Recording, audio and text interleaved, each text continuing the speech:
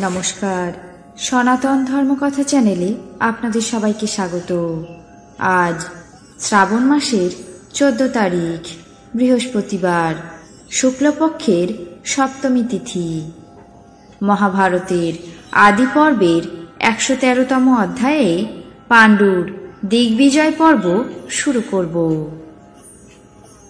নারায়ণং নমস্কৃত্য নরং চৈব নরোত্তমং দেবীং সরস্বতীং ব্যাসাং ততো জয়মুদীরয়েৎ।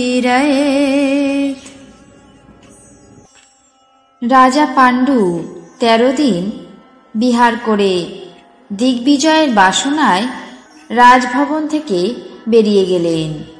ভীষ্ম, ব্রাহ্মণ এবং জ্যেষ্ঠ ভ্রাতা ধৃতরাষ্ট্রকে অভিবাদন করে এবং অন্যান্য কুরুপ্রধান ব্যক্তিদেরকে আমন্ত্রণ করে সকলের অনুমতি নিয়ে চতুরঙ্গ সেনার সঙ্গে দিগ্বিজয়ে যাত্রা করলেন। যাত্রার সময় নগরের রমণীরা নানা প্রকার মঙ্গল আচরণ, ব্রাহ্মণগণ আশীর্বাদ বচন বলতে লাগলেন। কুরুকুলের কীর্তিকর পাণ্ডু প্রথমত দর্শান্য দেশে প্রবেশ করে দর্শান্যপতিকে যুদ্ধে পরাজিত করলেন। তারপর হাতি, ঘোড়া, রথ এবং অন্যান্য পদাতিক বিপুল সেনা নিয়ে মগধে উপস্থিত হলেন। সেখানে অন্যান্য রাজাদের শত্রুদেরকে এবং মগধরাজকে সংহার করে তার সমস্ত ধনসম্পদ নিয়ে পরে মিথিলায় গিয়ে বিদেহদেরকে যুদ্ধে পরাজিত করলেন। তারপর তারা যুদ্ধে পরাজিত হয়ে বশ্যতা স্বীকার করে একাত্ম হলেন। শেষে রাজা পাণ্ডু কাশী, শুম্ভ, পুণ্ড্র প্রভৃতি অন্যান্য দেশে গিয়ে সেখানকার সমস্ত রাজাদেরকে পরাজিত করে কুরুকুলে অক্ষয় কীর্তি স্থাপন করলেন। এইভাবে শত্রুকুলান্তক রাজা পাণ্ডু অস্ত্রশিক্ষায় রাজাদেরকে দগ্ধ করতে লাগলেন। পাণ্ডুর তেজপ্রভাবে শত্রু রাজাদের সেনা ধ্বংস হতে লাগল। তারপর অন্যান্য রাজারা বশ্যতা স্বীকার করে কুরুকুলের মঙ্গলকর ব্যাপারে ব্যাপৃত হলেন আর মহাবীর পাণ্ডুকে নিজেদের একাধিপতি জ্ঞান করে বিনীতভাবে জোর হাতে তার সামনে এসে তাকে মণিমুক্তা প্রবাল, সুবর্ণ রজত, গাভী, অশ্ব, রথ, হাতি, গর্ধব, উট, মহিষ প্রভৃতি দ্রব্য উপহার দিলেন। রাজা পাণ্ডু সেই সমস্ত রাজাদের দেওয়া বস্ত্র এবং উপহার নিয়ে পরম আহ্লাদে হস্তিনাপুরে প্রস্থান করলেন।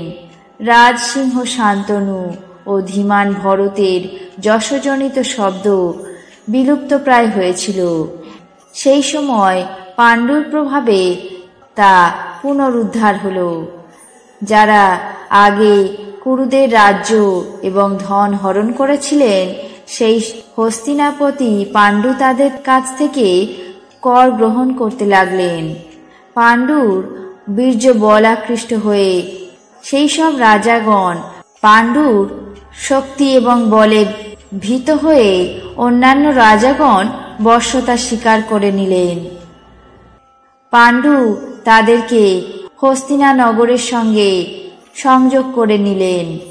ভীষ্ম লোকমুখে পাণ্ডুর আগমনের কথা শুনে অত্যন্ত আহ্লাদিত হয়ে জনপদ অমাত্যগণের সঙ্গে তাকে আহ্বান করতে গেলেন। কৌরবেরা ভীষ্মের সঙ্গে হস্তিনা নগর থেকে কিছু দূর গিয়ে দেখলেন পাণ্ডুর সেনারা বিচিত্র রত্ন মণিমাণিক্যে পরিপূর্ণ অসংখ্য যান, হস্তি, রথ, গো, গাভী প্রভৃতি জয়ের বস্তু নিয়ে আসছেন। তারা পরম সন্তুষ্ট হলেন এবং সুখী হলেন। তারপর পাণ্ডু ভীষ্মের চরণ স্পর্শ করে অমাত্য এবং নগরবাসীদের সমুচিত সম্মান প্রদর্শন করলেন। ভীষ্ম রাজা পাণ্ডুকে আলিঙ্গন করে তুর্য, শঙ্খ, দুন্দুভি এবং নানাবিধ বাদ্যযন্ত্র দিয়ে তাকে আহ্বান করতে লাগলেন। পাণ্ডু ফিরে আসায় হস্তিনাপুর আবার আনন্দমুখর হয়ে ওঠে। নগরবাসীদের আনন্দের আর সীমা রইল না। তারপর ভীষ্ম পাণ্ডুকে নিয়ে হস্তিনানগরের অন্তঃপুরে প্রবেশ করলেন। আজ মহাভারতের আদি পর্বের 113তম অধ্যায়ের অন্তিম অংশ পাণ্ডুর দিগ্বিজয় পর্ব এখানেই শেষ করছি। বাকি অংশ আগামী পর্বে পাঠ করে শোনাবো। এখন জেনে নেব আজকের দিনের 12টি রাশির রাশিফল। মেষ অর্থের সংস্থান, বৃষ গৃহ নির্মাণে অগ্রগতি, মিথুন পৈতৃক সূত্রে প্রাপ্তি, কর্কট তৎপরতা বৃদ্ধি, সিংহ বাসনা পূরণ, কন্যা অন্যায়ের বিরোধিতা, তুলা সুখকর বদলি, বৃশ্চিক লাম্পট্য, ধনু শিক্ষায় বিঘ্ন, মকর ঔদ্ধত্যে ক্ষতি, কুম্ভ অভিমান, মীন সৎ বন্ধু লাভ। এই ছিল আজকের দিনের 12টি রাশির রাশিফল। আপনাদের কেমন লাগলো তা অবশ্যই কমেন্ট বক্সে জানাবেন। চ্যানেলটিকে সাবস্ক্রাইব করবেন, লাইক করবেন, শেয়ার করবেন। ধন্যবাদ।